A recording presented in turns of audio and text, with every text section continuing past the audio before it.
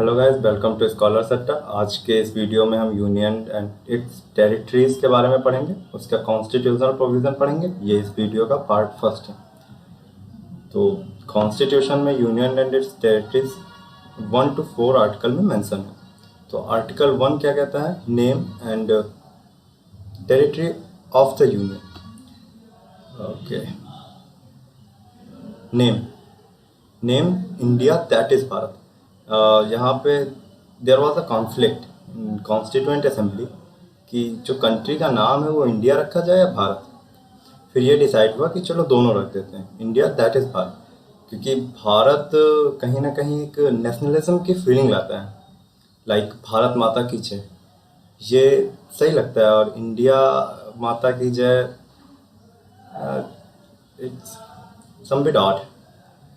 And union of state, union of state means union क्या होता है? यूनियन इज ये मतलब इन पॉलिटिकल सेंस ये एक फेडरल स्ट्रक्चर को रिप्रेजेंट करता है, जिसमें जो स्टेट होते हैं उनके पास खुद की लेजिस्लेटिव असेंबली होती है और वो यूनियन से यूनाइटेड रहते हैं। लाइक उनके पास ये पावर नहीं रहती कि वो सिसीड कर जाएं, मतलब अलग हो जाएं किसी भी यूनियन से, कोई भी स्टेट। और उनके पास फेडरल स्ट्रक्चर रहता है कि वो अपना कुछ प्रोविजंस हैं उनके लिए भी, कि वो सिर्फ स्टेट के पास वो अथॉरिटी रहती है कि वो इम्प्लीमेंट करें। शेड्यूल और स्केड्यूल फर्स्ट, इससे शेड्यूल भी कुछ लोग पढ़ते हैं, कुछ लोग स्केड्यूल भी पढ़ते हैं। शेड्यूल फर्स्ट में क्या है? 28 states and 8 union and territories. याद रखिएगा गाइस, अभी प्रेजेंटली 28 स्टेट हैं। दमन एंड दीव एंड दादर नगर हवेली को मिक्स कर दिया गया, उनको एक कर दिया गया क्योंकि बहुत छोटे छोटे थे। अच्छा, जो टेरिटरी इसमें गिवन है, name and territory of the union. Territory क्या होती है? स्टेट, जितने 28 स्टेट हैं, 8 यूनियन एंड टेरिटरीज, और अगर एक्वायर्ड टेरिटरी इफ एनी, मतलब अभी इंडिया की ऐसी कोई नीति नहीं है कि वो कोई किसी का भी एनेक्स करे, किसी का भी कोई एरिया एनेक्स करे, बट इन फ्यूचर अगर वो करता है तो वो भी इंडियन टेरिटरी में ही आएगी। ओके, जो नेक्स्ट आर्टिकल है हमारा वो है एडमिशन और इस्टेब्लिशमेंट ऑफ न्यू स्टेट्स। तो एडमिशन और इस्टेब्लिशमेंट ये दो वर्ड ही हैं। तो आर्टिकल 2 में 2 वेज हैं। एक एडमिशन, और जैसे कोई स्टेट है पहले से ही है तो वो बहुत बड़ा है। लाइक अगर हम उत्तर प्रदेश की बात करें तो जैसे कि उत्तर प्रदेश इतना बड़ा स्टेट है तो उसका डिवीज़न करके 2 स्टेट बनाना, तो वो हो गया एडमिशन। इस्टेब्लिशमेंट क्या है कि मान लीजिए हमने कोई टेरिटरी किसी भी कंट्री की एनेक्स की, उस पर हमारा अधिकार हो गया, एनेक्स कर लिया या गिफ्ट में मिल गया, या फिर वो स्टेट एग्जिस्ट ही नहीं करता था इंडिया में और हमने उस टेरिटरी पर अपना राज करना स्टार्ट कर दिया, कह सकते हैं दरअसल। तो वो स्टेट जब यूनियन में शामिल होगा तो वो इस्टेब्लिशमेंट के प्रोसेस है, वो न्यू स्टेट रहेगा। तो ये प्रोसेस है। Then Article 3. So as Article 3. Article 3 deals with the formation of new state, alterations of area boundaries or name of existing states. So formation of new states and alteration of areas boundaries or name of existing states. तो formation like ये जितना भी given है, इतनी step से हम एक नया स्टेट बना सकते हैं। ये आर्टिकल 3 में मेंशन है। By the separation of 2 territories from any state, like कोई छोटा छोटा पार्ट किसी बड़े स्टेट से मिला के, किसी 2 बड़े स्टेट से थोड़ा थोड़ा लेकर एक नया स्टेट बना देना। और लाइक झारखंड है, छत्तीसगढ़ है, ये ऐसे ही बने। बाय यूनाइटिंग 2 और मोर स्टेट, 2 से अधिक स्टेट को एक में मिला के एक बड़ा सा स्टेट बना देना।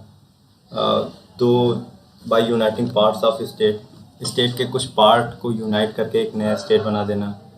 तो ये कुछ स्टेप्स हैं, आप पढ़ लीजिएगा।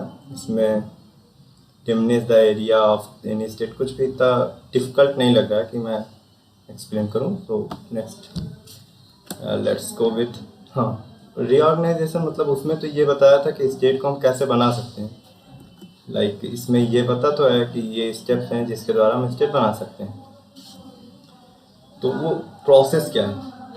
तो प्रोसेस ये है कि या स्टेट रिक्वेस्ट कर सकती है या यूनियन, मतलब स्टेट रिक्वेस्ट करे तो यूनियन बाइंड नहीं है कि अगर अरे भाई स्टेट रिक्वेस्ट कर रहा है तो चलो भाई तो स्टेट बना देते हैं। यूनियन बाइंड नहीं है, यूनियन का मन करे, यूनियन मीन्स पार्लियामेंट कह सकते हैं। तो पार्लियामेंट बाइंड नहीं है कि स्टेट लेजिस्लेटिव या लेजिस्लेटिव असेंबलीज आए कहें कि हमें स्टेट चाहिए, हमारे यहाँ रिसोर्सेज की दिक्कत होती है, इंफ्रास्ट्रक्चर डेवलपमेंट में दिक्कत है, पॉपुलेशन ज़्यादा बढ़ रही है, तो ये सब नहीं, पार्लियामेंट अपने हिसाब से फैसला लेती है। तो इसमें क्या होता है, काउंसिल ऑफ मिनिस्टर्स आपस में डिस्कशन करते हैं, वो आपसी कहते हैं सहमति बनाते हैं, फिर वो प्राइम मिनिस्टर को बताते हैं कि हाँ हाँ हमें एक स्टेट की ज़रूरत है। फिर पीएम प्रेसिडेंट को कहता है, तो प्रेसिडेंट पास करता है वो एक रेजोल्यूशन, तो प्रेसिडेंट पास करता है एक मतलब इधर हाउस ऑफ पार्लियामेंट में एक बिल, ठीक है, उससे कहते हैं रीऑर्गेनाइजेशन बिल। तो वो रीऑर्गेनाइजेशन बिल किसी भी हाउस में जाए, लोकसभा या राज्यसभा में, दोनों में से किसी भी हाउस में पहले जा सकता है। तो वहाँ पे ऑब्वियसली यही प्रोसेस है, डिस्कशन, डिबेट, देन वोटिंग, फिर उसके बाद मेजॉरिटी। जो इसमें लोकसभा और राज्यसभा में जो मेजॉरिटी लगती है वो दोनों में सिंपल मेजॉरिटी रहती है, दोनों में सेम प्रोसेस है, डिबेट, डिस्कशन, वोटिंग और मेजॉरिटी। तो सिंपल मेजॉरिटी इसमें लगती है। फिर उसके बाद ये प्रेसिडेंट से एसेंट के लिए आता है प्रेसिडेंट, फिर उसके बाद स्टेट के पास भेजता है। जो बिल आता है प्रेसिडेंट के पास, वो प्रेसिडेंट स्टेट के पास भेजता है, और स्टेट अगर मतलब स्टेट चाहे जितनी भी कोशिश कर ले पर वो बिल को रिजेक्ट नहीं कर सकता है, क्योंकि ये पार्लियामेंट का फैसला रहता है। फिर उसके बाद स्टेट को मतलब ऐसा है कि आप लोग सोच रहे होंगे कि प्रेसिडेंट स्टेट के पास भेजता ही क्यों है जब स्टेट के पास पावर नहीं है उसे कैंसिल करने की। वो इसलिए कि स्टेट जान जाए कि भैया बस अब आपका हो गया, अब आप दो में बट रहे हैं। फिर प्रेसिडेंट के पास वो तो वापस आती है, प्रेसिडेंट नोटिफाई कर देता है पीएम को कि हाँ अब हो गया। So next article is article 4। Article 4 में ऐसा कुछ भी नहीं है, सिर्फ यही है आर्टिकल 2 और 3 में जो प्रोसेस गिवन थे वो आर्टिकल 4 के द्वारा वो कॉन्स्टिट्यूशनल प्रूव होते हैं। लाइक वो आर्टिकल 2 और 3 के द्वारा ही किए जाते हैं। लाइक इसमें लिखा है any law refer to the article 2 और 3 shall contain such provisions for the amendment of the first schedule and the fourth schedule as may be necessary to give effect to the provision of the law as the parliamentary may deem necessary। तो इसमें क्या है कि अगर हम कोई नया state बनाएंगे तो ऑब्वियसली जैसे अभी शेड्यूल फर्स्ट में 28 स्टेट 8 यूनियन टेरिटरीज हैं, तो उधर भी उथल पुथल होगा, उधर भी चेंजेस होगा, और फोर्थ शेड्यूल में उधर सीट घटेगी बढ़ेगी, तो ये दोनों चेंज होंगे। तो अगर कॉन्स्टिट्यूशनल, ये हमेशा कॉन्स्टिट्यूशनल अमेंडमेंट रहेगा। सो इसमें दो चीज़ें हैं, पहला तो मैंने बता ही दिया, आप समझ गए होंगे। तो सेकंड है, it also says that change under the article 2 and 3 shall not be deemed to be amendment of the constitution for the purpose of article 368। So constitution ये कहता है कि स्टेट के अल्टरेशन या रीऑर्गेनाइजेशन के लिए हमें आर्टिकल 368 जो कि है स्पेशल मेजॉरिटी, जिस आर्टिकल 368 में वोटिंग के बाद लगती है स्पेशल मेजॉरिटी, उसकी कोई ज़रूरत नहीं है। ये आर्टिकल 4 में ऐसा मेंशन है।